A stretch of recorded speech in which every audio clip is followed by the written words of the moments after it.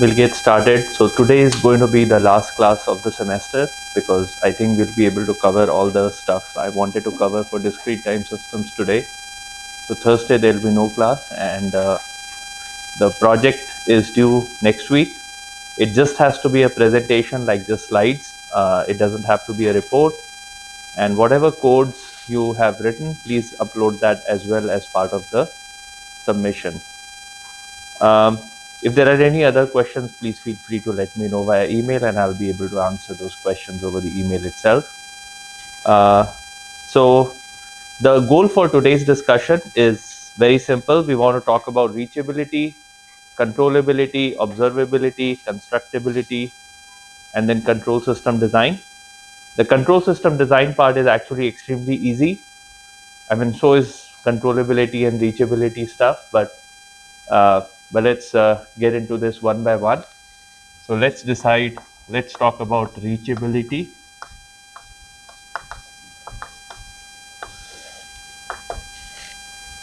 I have to remind you of what the system is. So let me write down the expression of the system. So I have xk plus 1,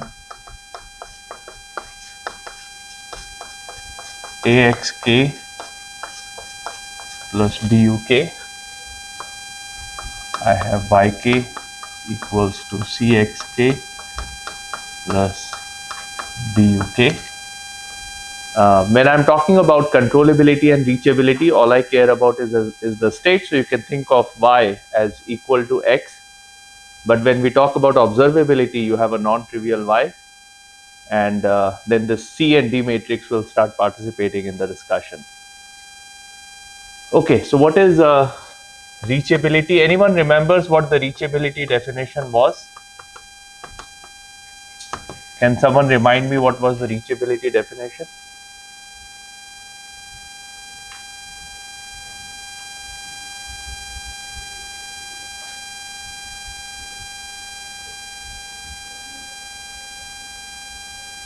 Do you guys remember? Actually, turns out I myself don't remember. Ooh, where did it go? Well, it goes from, how can you go from one point to another? So X is reachable, XF in Rn is reachable. This is the definition, so I'm writing it as if and only if there exist U0, UK such that with x0 equals to 0,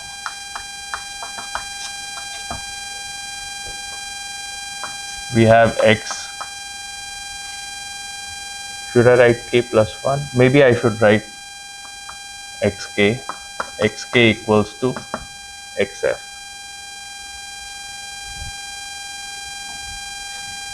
Controllability is the converse.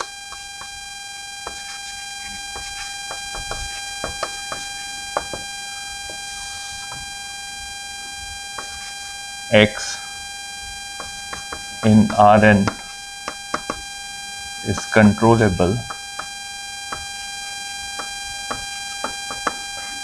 if and only if there exists U0 to UK minus 1 such that the k is independent. You can have k equals to 2, you can have k equals to 5, you can have k equals to 1000. It doesn't matter, but there exists a sequence of action such that with x0 equals to x, I have xf equals to 0.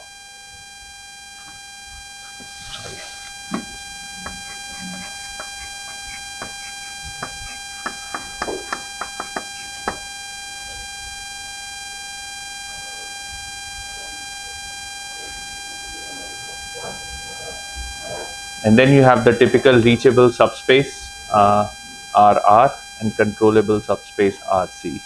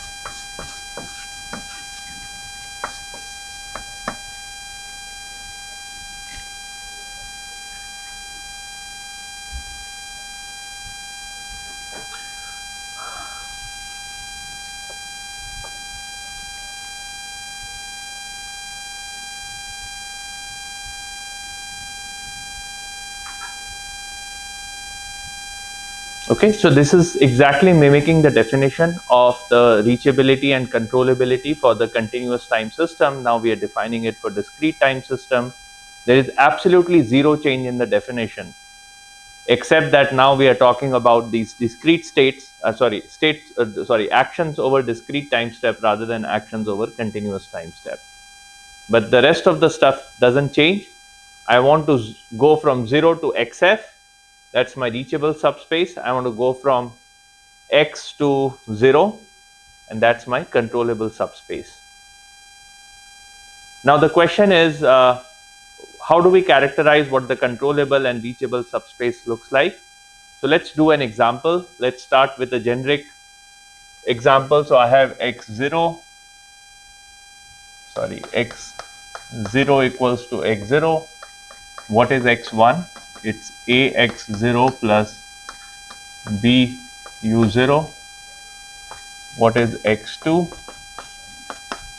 A square x0 plus ab u0 plus b u1. I can keep writing it down, and I have xk equals to a raised to k x0 plus summation j equals 0 to k minus 1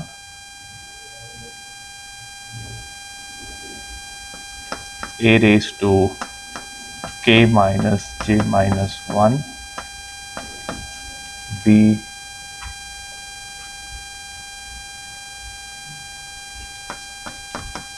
uj. And I want to make sure that I have noted down correctly.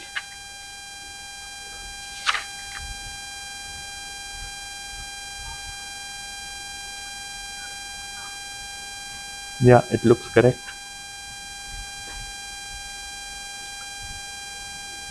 So this is subsection 5.3.2 in the book, page 213.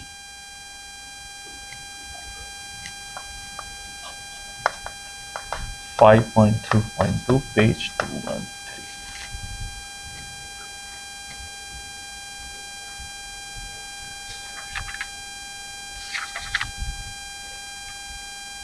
Okay, so this is what I get.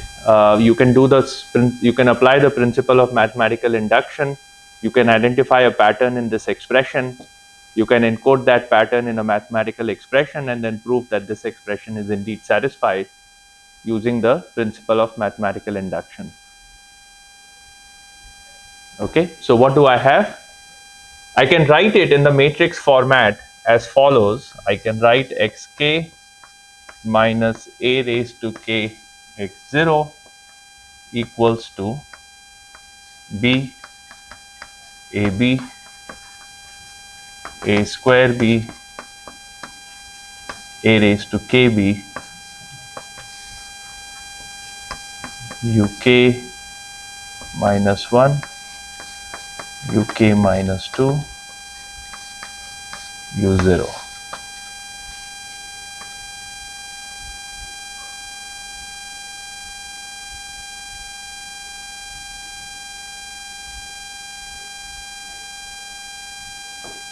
Okay, so this matrix is important, so I'm going to write it down here because I need to erase that side.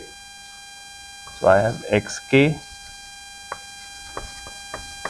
minus a raised to k x0 equals to b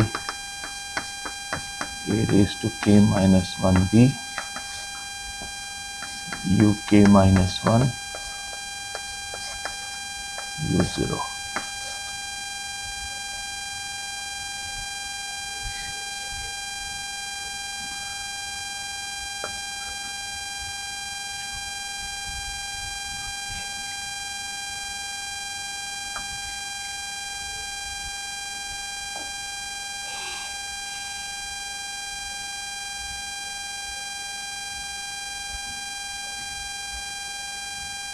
Any questions, any heartburn, any problem with this expression? All of you agree with this expression? Okay. Okay, so now the question is, what do you think, what states are reachable and what states are controllable?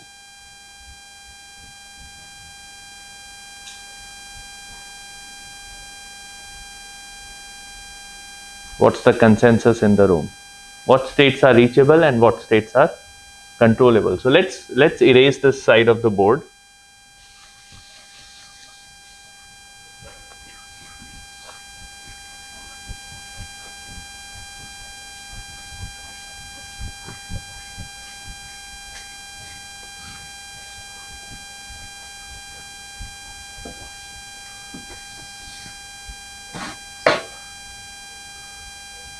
Okay, so let's look at the reachability. So XF is reachable.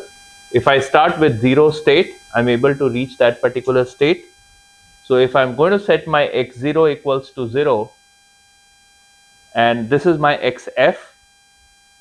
So XF is basically this matrix multiplied by a set of actions that I can pick. I can pick whatever actions I want. I'm not constrained by the action. But guess what? This matrix looks very familiar. What is this matrix? Controllability matrix, right? The only difference is in controllability matrix, this k is equal to n. So we have actually padded this controllability matrix even further by taking k number of steps. But actually, frankly speaking, I don't even need k steps. I can just stop it at n minus 1. And what I have is define controllability matrix C as B a raised to n minus 1 B, and my RR is the range space of the controllability matrix. Right, and you're doing an assignment right now as we speak, which is talking about controllable subspace of a high dimensional linear system.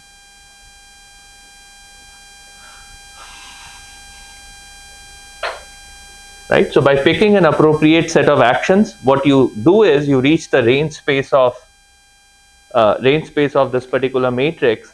And so if your x0 is 0, then xk can only be in the range space of this particular matrix. Consequently, RR, the reachable subspace, is the same as the range of the controllability matrix. And when is reachable? When are all states reachable? When C is full rank, right? Because if C is full rank, if controllability matrix is full rank, then the range space is actually the entire of Rn. That's true of any full rank matrix. This matrix is certainly n cross mn dimension. So this matrix C is R n cross nm dimension. And so if it is full rank, then the range space is going to be complete Rn. For those of you who have done the assignment, you would notice that when you compute the controllability and observability matrix of a real world system, what did you notice? I think one thing you would notice is that it's not like the rank of a controllability matrix is 1, 1, 1, and then it becomes 0. Sorry, the singular values of the controllability matrix is something, something, something, and then it's 0, 0, 0. Generally speaking, you will see a decay pattern in the controllability matrix. And so somehow in your brain, you have to come up with a cutoff number like 10 raised to minus 5, 10 raised to minus 4, 10 raised to minus 3, dependent on the system, compute the singular value of the controllability matrix, and then below a cutoff, you will set all the other singular values to be equal to 0, because that could be like a noise in your system, noise in your A and B matrix, which is making you feel that the controllability matrix is full rank, because guess what? All the singular values are 10 raised to minus 10. But we know from our experience as engineers that in MATLAB, anything which is below 10 raised to minus 3 is essentially 0. Right? So at some point of time, we have to set the threshold for 0, and anything above that threshold would be counted towards the rank of the controllability matrix. Anything below the 0, below that threshold, would be counted as having null rank in the controllability matrix. So that was the reason for giving you that assignment, because if I give you a 2-dimensional or a 3-dimensional system, it's very easy to know what the rank is. But if I give you a 100-dimensional system, that's when you start seeing this pattern. And it's important to recognize the blind spots in this notion of rank of controllability matrix. Wonderful. So a system is completely reachable, which means that the reachable space is the entire of Rn when the controllability matrix is full rank. Now let's look at the counterpart, controllability. So X is controllable. If I start with that state, I can reach the zero state at some point of time. So this is my xk. I have minus a raised to k x naught. So what I have is, for controllability,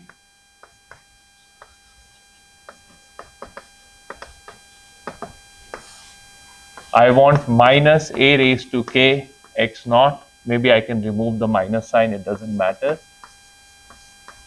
Should be in the range space of C.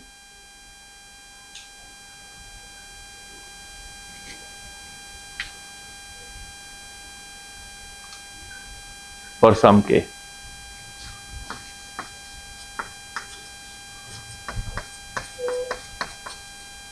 For some k greater than equal to 0.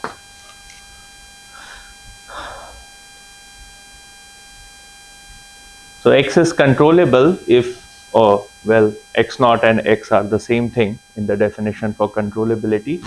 So I'll just remove X naught. So I want a raised to kx is in the range space of C. Is this something that we have seen before?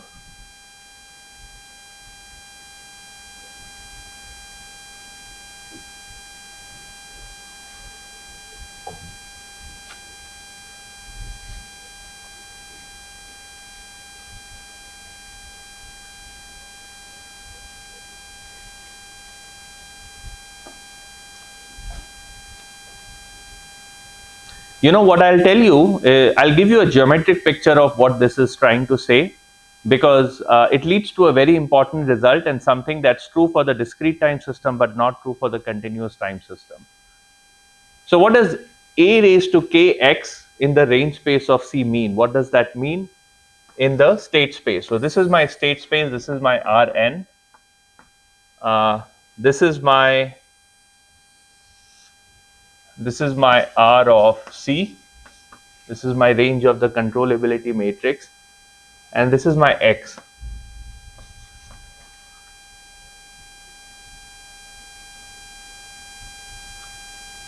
What does it mean to multiply this vector X by a matrix A? So this A comes from some physical process, right? But I don't care about what that physical process is. I'm just looking at this matrix equation. So I have a point X in the space Rn, and I'm going to multiply this point by a matrix A. I get another point Ax, which is in Rn. But what does a matrix multiplication do to a vector? So you might recall from linear algebra, a matrix multiplication is going to rotate the vector and it's going to stretch or shrink the vector. Those are the two operations that matrix does. So my Ax is probably going to be somewhere here, right? So it's rotating it and it's stretching it. This would be my a raised to 2x, this would be my a raised to 3x, and this would be my a raised to 4x. So controllability, X is controllable. It means that a raised to kx must lie in the range space of C for some k greater than equal to 0. Every time I multiply the matrix by A, I'm going to rotate it and stretch it, and hopefully for some vectors in the space, it will reach the reachable subspace. And so therefore, in that case, this vector X would be controllable. But there is something funny happening here.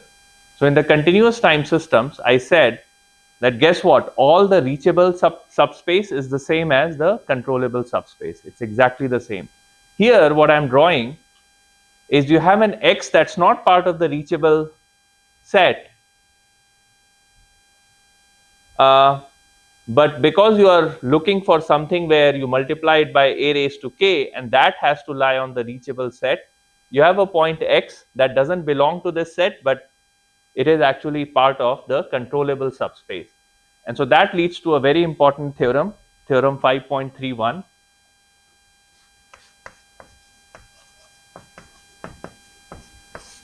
I mean, there are multiple parts to the theorem. So the part that says that if RC is full rank, if this is like the entire space Rn itself, then this whole discussion is completely useless. It doesn't matter.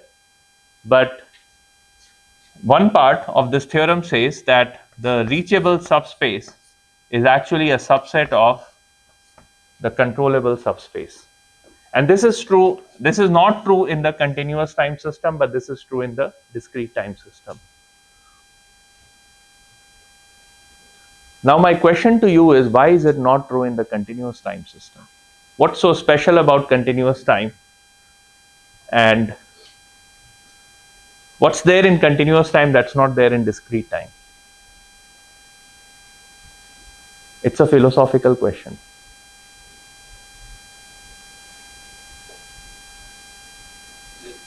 Yeah. Time moves forward. We cannot go back in time. We are not going back in time here either.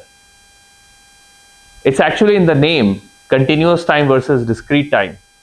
In continuous time, if you go from 0 to capital T, you have infinite number of time steps, right? But in discrete time, you only have a finite number of time steps. And that's what changes when you go from continuous time to discrete time system. So a state which is controllable does not necessarily have to be in the reachable subspace. Now, it could be the situation in real world system that this situation will not hold, but mathematically you can construct A, B, C matrices so that this condition holds. So that's just something to keep in mind. Sometimes these mathematical equations and the mathematical proofs are pathological in nature. What that means is most of the systems will not satisfy this condition, but we still want to make sure that we are aware that it could happen in discrete time system where RR is a subset of RC.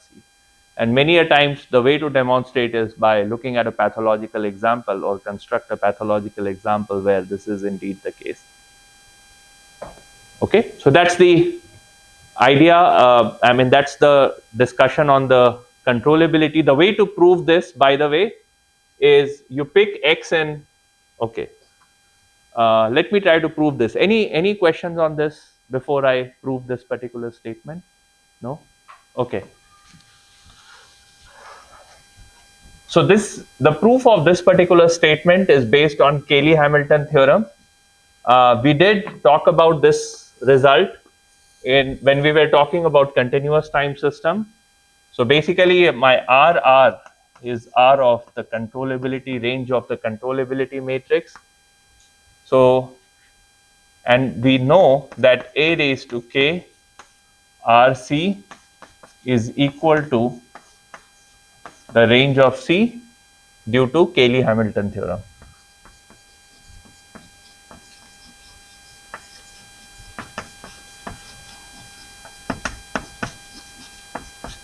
I know we have used Cayley-Hamilton theorem several times in the class. I don't know if you recall what that theorem is, but basically the Cayley-Hamilton theorem, CH theorem, essentially says that my A raised to N can be written as alpha 1, alpha 0, A raised to 0 plus alpha n minus 1, A raised to n minus 1.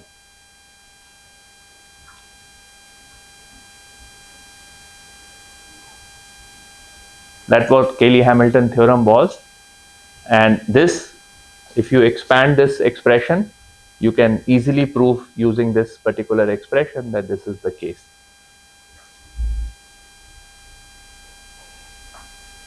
I think Cayley-Hamilton theorem was discussed maybe when we were talking about controllability of continuous time system. So that was maybe lecture 10 or 11, something like that.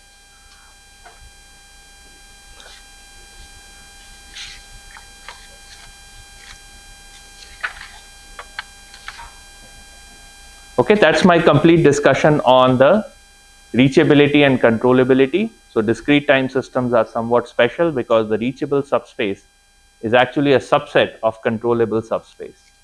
Controllability means that I can go anywhere from in the state space to the zero state, and reachability means I can go from zero to anywhere in the state space, and turns out that RR is a subset of RC. Okay, next topic of discussion is observability and constructability. So let's look at the definitions in the context of discrete time systems. I'm going to erase everything. Meanwhile, if you have question, please let me know now before I erase everything.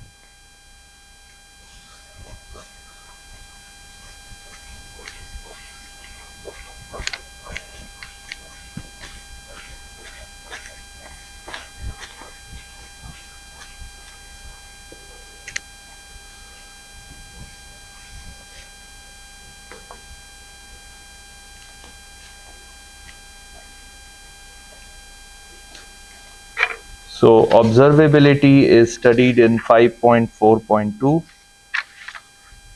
page 225.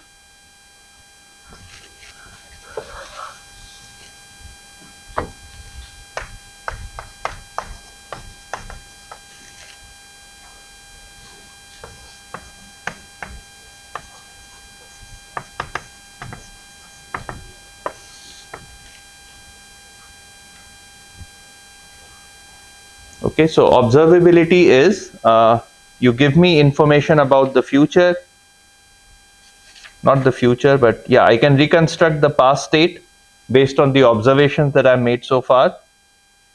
So this one doesn't give the, oh, it gives you the definition of unobservable system. So X is unobservable.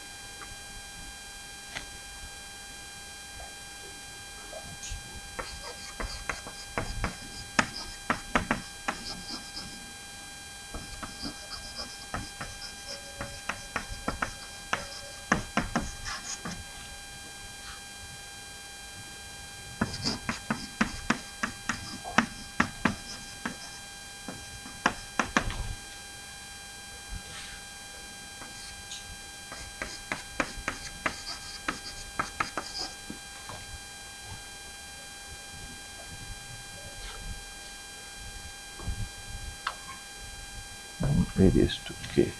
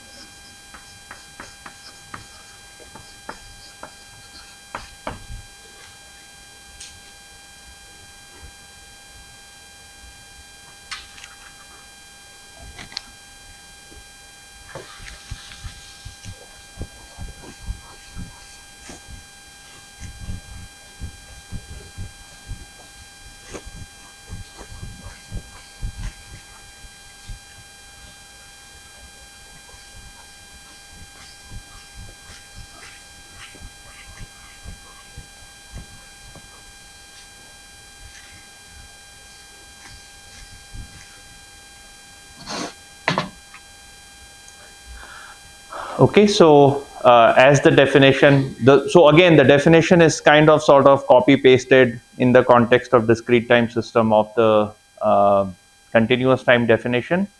So I'm looking at the future observations, and if all the future observations are equal to 0, so that 0 input response, so u is equal to 0. So all I'm looking at is y1, y2, y3 under 0 input when uk is equal to 0. So all the observations are equal to 0.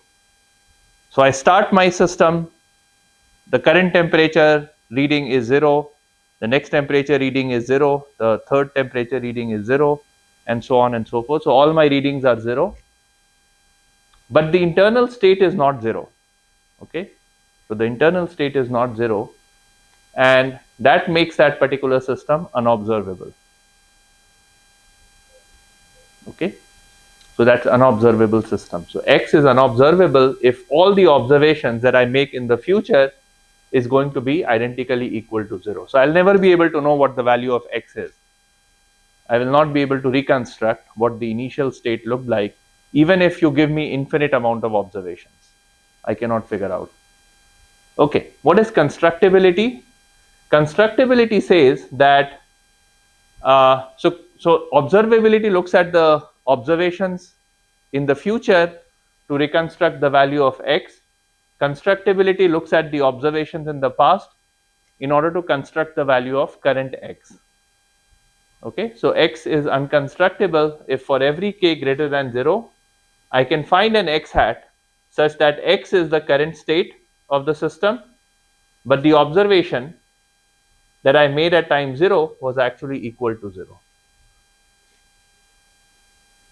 So that's unconstructible. The unconstructible subspace is written by RCN bar. Now, once again, I can look at y tilde k as was the case in the continuous time system. This is yk minus everything that contains the observation. So summation I equals 0 to k minus 1 c a raised to I b, no, I want u of I, so k minus I minus 1 b u of I minus d u of k.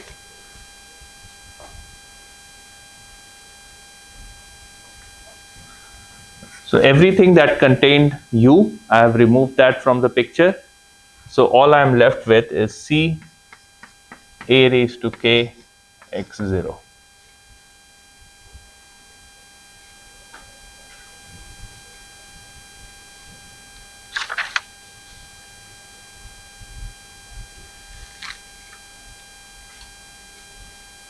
So going back to the discussion on continuous time system, I had y of t minus the integral of whatever is the part of the observation due to the action minus the current part of the observation due to the action. So I remove everything that depends on action in my observation. I'm left with something that's purely a function of the initial state. This is, by the way, the case where this sort of discussion falls apart is when you have stochastic noise in the system, which is the case in many situations. So noise always keeps accumulating within these systems, but we are assuming a noiseless system, so that's why we get this something which is purely a function of initial state.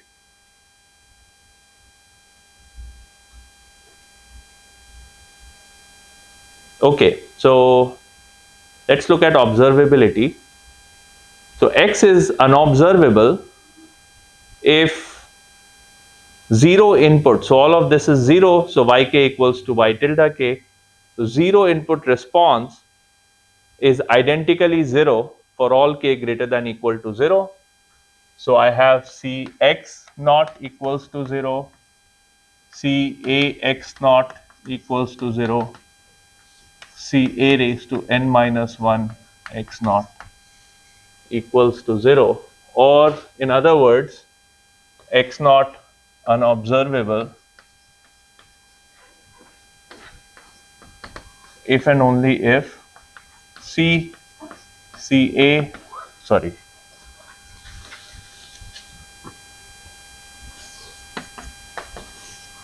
C CA CA raised to n minus 1 x naught is equal to 0. Remember, because of Cayley-Hamilton theorem, a raised to n is linear combination of a raised to 0 to a raised to n minus 1. So everything else is included in this particular expression.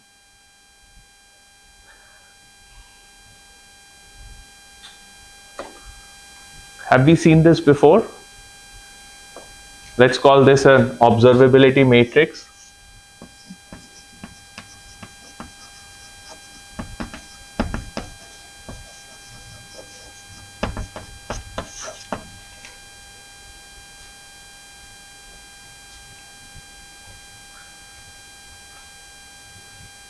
And what we found out was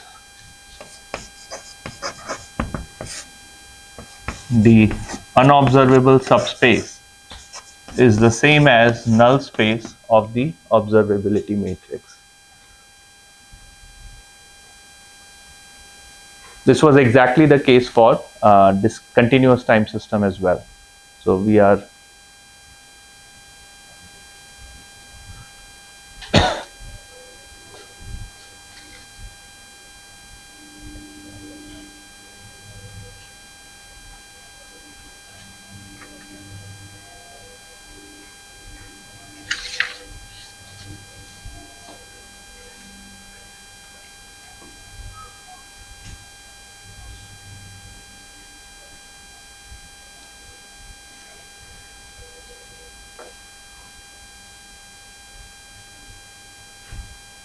so as you can notice, if x naught is in the unobservable subspace, then there is no way on earth that you can reconstruct that x naught using the observations that you have made.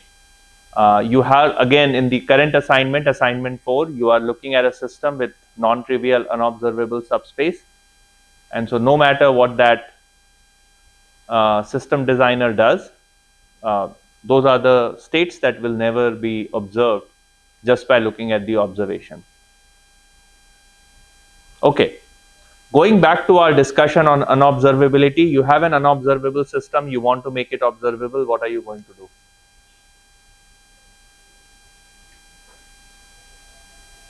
What was the rule of thumb that I had mentioned for unobservable systems? If you truly care about unobservability and you really want it to be observable, then you have to put more sensors. Don't cheap out on sensors. That was the mantra for making sure that your system is observable. So if you're buying a $10,000 vehicle, it probably is going to have a lot of unobservability. It may not have enough number of sensors to measure the tire pressure and measure like a whole bunch of things. If you're buying a $100,000 car, you can literally measure everything. You can measure the catalytic converter efficiency, you can measure the pressure within the piston, pressure within the combustion chamber, and so on and so forth. Like there's a lot of observability. The whole reason why something is a $100,000 car is because everything within that system is observable. It may not be observable to you because the dealership wants to charge you $5,000 to fix something in the car. That's the reason why it's unobservable to you. But they can always plug into the OBD port and they can get all the data that they need in order to fix the system.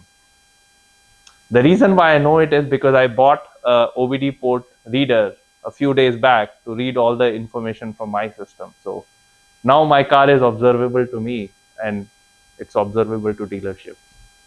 Okay. Awesome. So the other theorem that is very important for this case, as was the case for controllability as well, the unconstructible subspace is a subset of unobservable subspace. So that's theorem 5.50.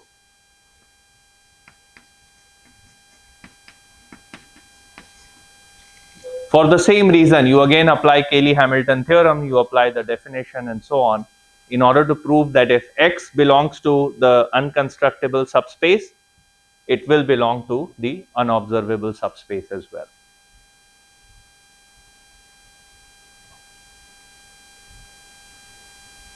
Okay. Why? So what is it that is? So we are going to move to the control design part, but as I had mentioned earlier, that if there are certain states that are unobservable, but it's extremely important for the performance of the system, then you literally would be required by law to put a sensor there and make it observable. Okay, so most of the time unobservability is not a problem in a day-to-day basis, but if it influences the stability of the system, if it influences the performance of the system, then you definitely want it to be observable. I want to give you a food for thought. I don't have an answer to this question, and I presume that you will also not have an answer to the question, but it's a food for thought. So remember, in autonomous car, there is a certain car company, very large car company in the US, which says that through cameras, they can run autonomous vehicles. Okay. Do you think that the output of camera is observable or unobservable? Are there unobservable subspace? If you're looking at an output of a camera and trying to make that information to make decisions. The issue is not the camera itself, the issue is the algorithms that are used to process the information that comes out of camera, right? So if you're using a machine learning tool, maybe a classification algorithm or whatever is your favorite image processing algorithm, the problem with all image processing algorithms is that they cannot guarantee with 100% confidence that they will be able to classify everything in the image. Okay, there is always some probability of failure. If there is a probability of failure, is that system observable or unobservable? I don't have an answer to that question, but there have been incidents, and I'll tell you one incident. So there was this camera, there was a white truck, and there was white sky behind the truck. The camera couldn't identify the truck on the road, right? And the car crashed into the camera, and the passenger, the driver of the vehicle, died in that accident. It happened about 10 years ago, right? So that's what happens when you trust something a lot, but it's actually not a perfect system. It leads to unobservability, non-trivial unobservability. White truck, white sky, unobservable. That system is unobservable. So that's a specific X naught. That's a specific X naught that is actually unobservable if you're using camera. If you're using radar, it becomes observable. If you're using LiDAR, it becomes observable. But if you're just using camera, then it's unobservable. Something to keep in mind, there was another incident wherein a person in Bay Area was running that car in autonomous mode, not keeping track of where the car is heading, and that car went and struck the divider at an exit. Okay, and that also led to a serious accident in that particular incident. So camera is something that I don't trust, and so if you give me an autonomous vehicle with only camera, I'm not going to trust that vehicle. Even if you give it to me for free, I'm not going to drive that vehicle. Because I understand that there is unobservable, non-trivial unobservable subspace in camera. There is non-trivial unobservable subspace in LiDAR. So if it is raining, if it is foggy, LiDAR is not going to work. There is unobservable subspace in radar, but so radar cannot figure out if you have an elephant in front of you. It can figure out all metallic objects. It cannot figure out non-metallic objects.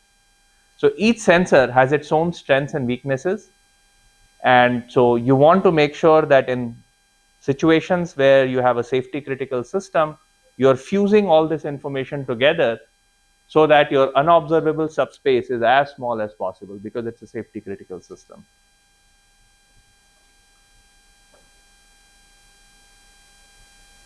I'm not sure if there are, I don't know what the current state of autonomous car is. I'm sure many of you would probably know because you come from car.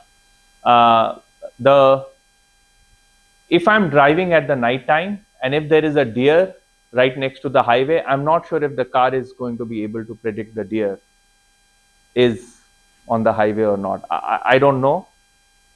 It has never happened with me, but I see a lot of deer kill around the road. So I presume that it's very hard to see a deer. Even to a human eye, it's very hard to see the deer on the highway. So I guess to a human eye also, there is non-trivial unobservable subspaces. Okay, wonderful.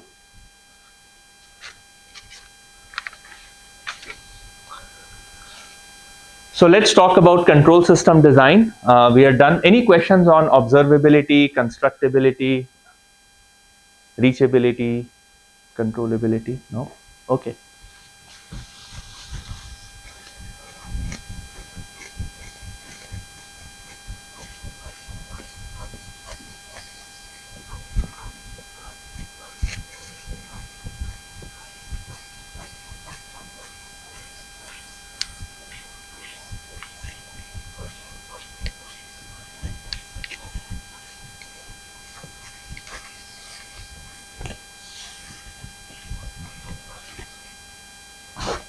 I also want to note that in the case of camera and LiDAR, this X naught actually is a million dimensional or maybe a billion dimensional.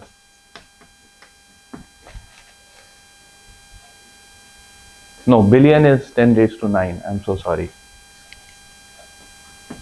If you have camera, LiDAR, radar, all that stuff, then it's very high dimensional X naught because you're looking at pixel by pixel what the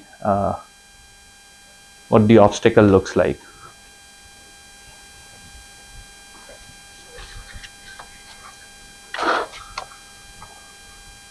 Okay, now the question is, I have figured out that I have a system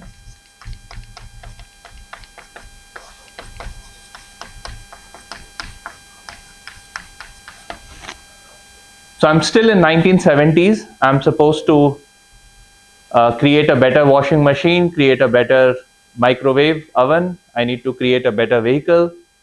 So I have the state. I'm okay. For now, I'm observing the complete state. Just make that assumption for now. So this is my problem statement. I'm given an initial condition X naught, and I want to make sure that the system is stable. So all I care about is stability for now. Like we talked about it in the context of uh, uh, continuous time system.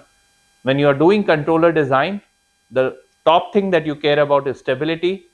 The second important thing you care about is maybe eigenvector placement, or alternatively, you can care about some performance index that you're trying to optimize. We are not going to do optimization in this class because that's part of 5500, which some of you have taken. So we'll just think about the stability of the closed loop system. So we look at the linear control law. So U of k is f x k plus r k. R k is the regulation signal.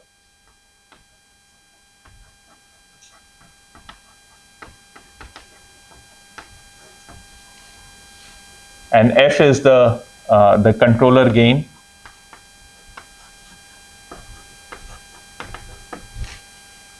So because I'm in 1970s, I don't have complicated machines to figure out nonlinear controllers and so on. So I'm just going to keep things simple. I want to have a linear controller, and I want to make sure that the closed loop system is stable. So I'm going to assume that R of k is 0. So there's no regulation signal. In the absence of regulation signal, I want the whole system state to go to 0. I want xk goes to 0 as k goes to infinity. Knowing well that in most real systems, xk would be the error between the current GPS location and the desired GPS location. So desired GPS location is center of the lane, current GPS location may be off the center of the lane, and so my xk is the difference between the two. So in real system, xk is generally the error between the reference signal, the reference trajectory that I want to take, and the current trajectory that I have. Whether I'm shooting rockets in the space, whether I'm driving car on the road, there's always a reference trajectory, and I want to make sure that I'm as close to the reference trajectory as possible. And that's what I'm going to call the state of the system, xk. Okay, so in the absence of regulation signal, I want the xk to go to 0, I want to be able to track the trajectory exactly, the reference trajectory exactly. Okay, so let's look at the case where rk is equal to 0. So my xk plus 1 is xk plus axk plus b fxk, which is a plus bf xk.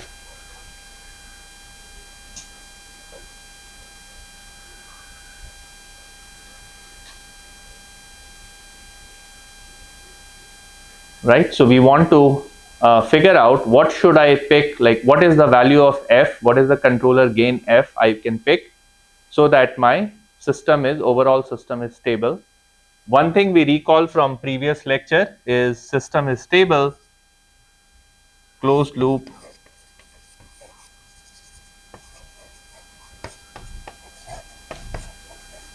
system is stable if and only if the max of absolute value of a plus bf is less than 1, max over I. So the absolute value of all eigenvalues should be less than 1. We talked about it a few classes ago when we talked about the modes of the system. So your system matrix must have eigenvalues within the unit circle in the complex plane.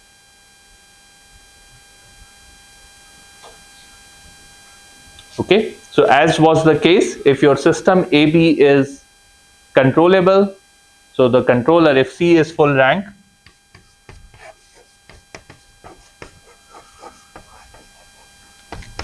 then you can use the pole placement technique we have already talked about.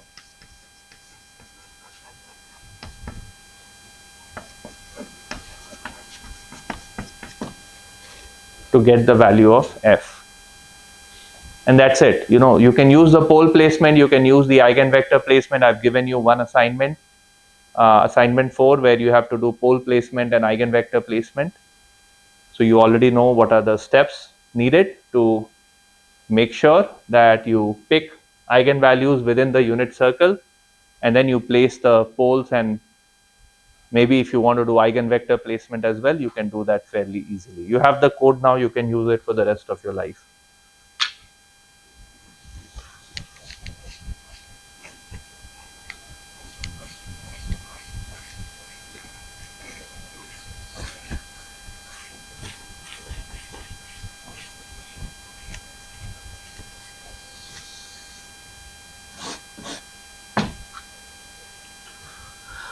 So if C is full rank, if you have fully controllable system, then you can use pole placement to design an appropriate controller which will make the feedback system, the closed loop system, stable, and so the error will eventually go to 0, or alternatively the state xk will go to 0 as time goes to infinity. Wonderful. Let's look at the observer design part. So what did we do in the observer design? For the controller design, we did the pole placement. For the observer design, we said that, oh, you know what? I don't know what the initial state is, x hat. I'm going to start with some initial assumption on the initial state x hat 0, and I'm going to keep updating it because I know the system model. I can update x hat 0, and I'm going to add a linear function of the difference between what the true observation is and what my expected observation is based on the estimate. So my x hat k plus 1 is a x hat k plus b u k plus k y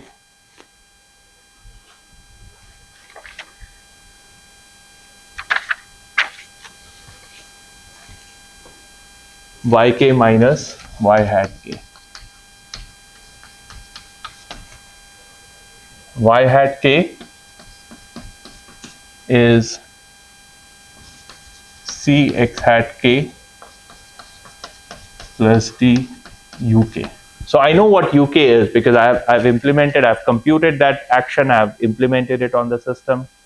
I can keep that information in my memory.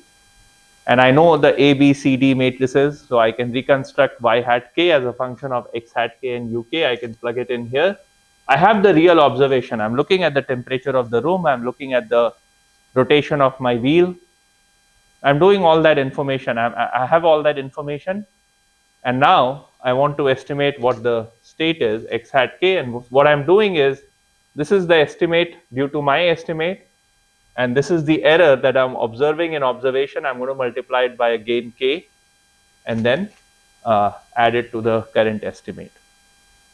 Now the question is this, what should be the value of k? So the goal is find k. This is in Rn cross R, maybe P. I think observation is P dimensional. So find k in Rn cross P such that x hat k minus xk goes to 0 as k goes to infinity. Or maybe I'll write xk minus x hat k. I'll put a norm around it. It doesn't matter.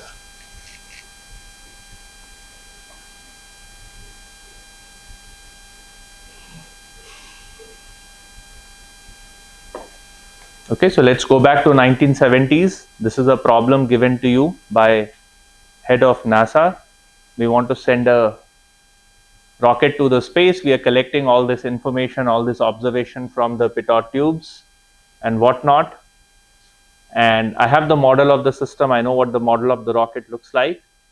And so I want you to figure out what should my observer gain be so that this condition holds, so that my estimate of the state is closer and closer to the true state as time progresses. And like we did in the case of continuous time system, I'm going to write the error signal ek to be xk minus x hat k. And so I want to get ek plus 1 as a function of xk plus 1 and x hat k plus 1. So I have axk plus buk,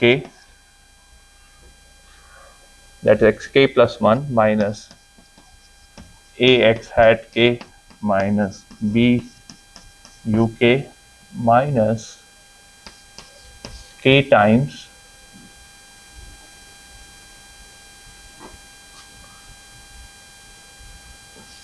cxk minus cx hat k. The duk and minus duk will get cancelled.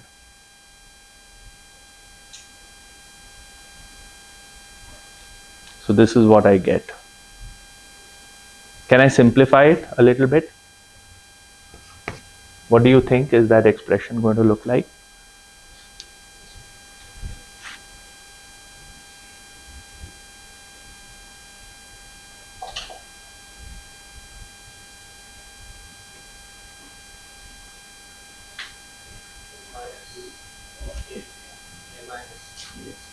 A minus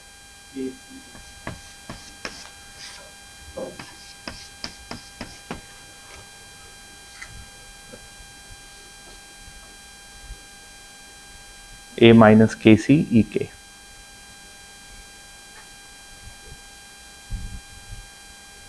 How do I make error go to 0? So this is my E of K. How do I make the error go to 0? How do I make EK go to 0?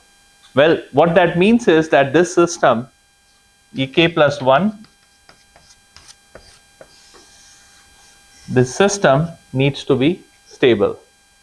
Right? That's what it means, that my error signal is supposed to be stable. Even though it's not a physical system, I want EK to go to 0, so I can demand that I pick K in a way that makes this particular system stable, this whole thing stable. And when will this be stable? If the eigenvalues of this particular matrix lies in unit circle. And then I recognize that, oh, look, this problem looks very similar to this problem, right? So whatever code I had written for pole placement there for the closed loop system design, I can essentially use the same code but with a different matrix. So I'm going to use A transpose. So here my code says place underscore pole A B poles. Here I'm going to use place underscore pole A transpose minus C transpose poles.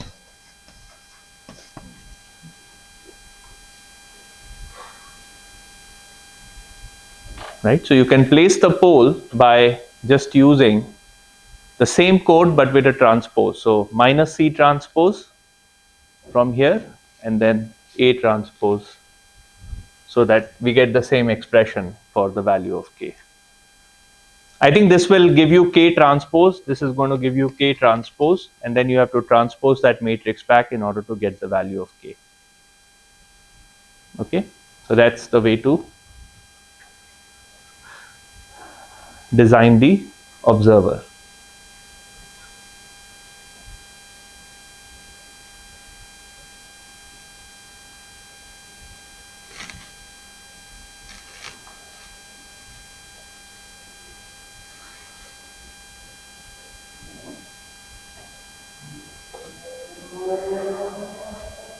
Okay, so we were talking about this deer example. So I have a deer in front of my vehicle. My vehicle's camera is not able to detect that deer. What's happening in the error signal domain? What's happening with EK in that situation?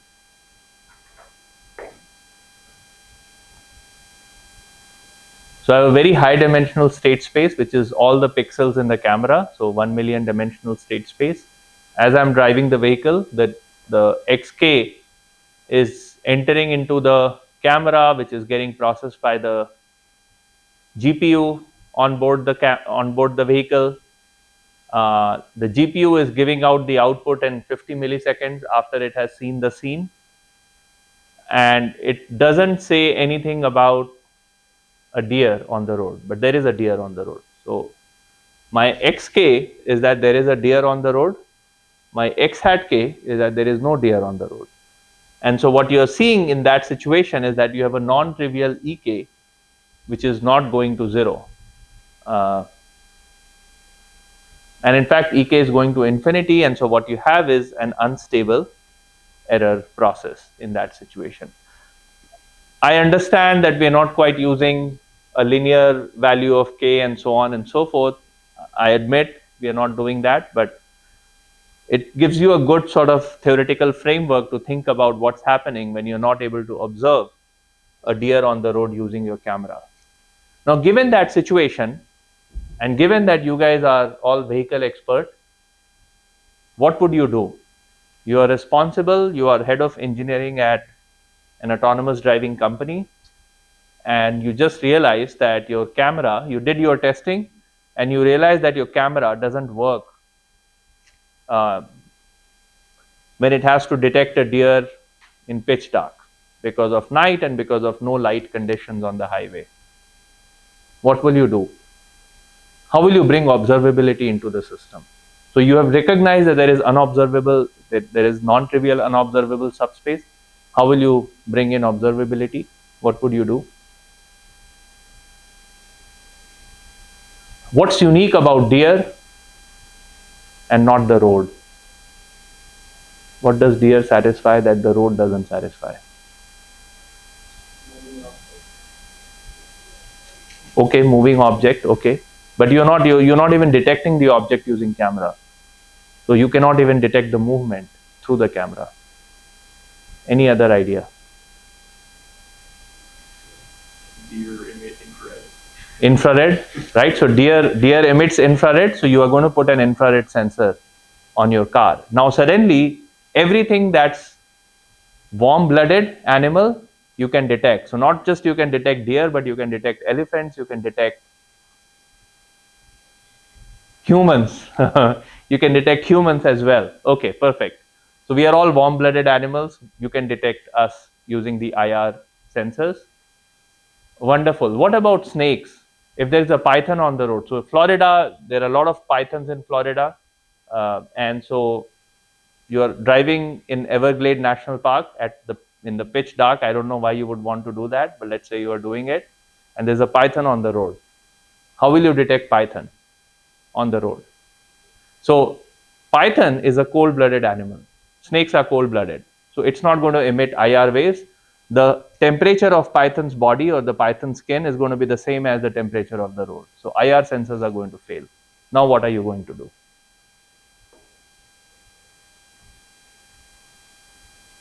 I don't have an answer to the question, so don't look at me as if I know what the answer is. I don't. Okay, so you use radar for detecting metallic objects because it reflects the electromagnetic waves.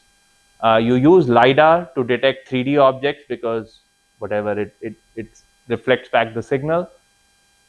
You use camera because whatever, there's a lot of nice algorithms for detecting objects within the camera.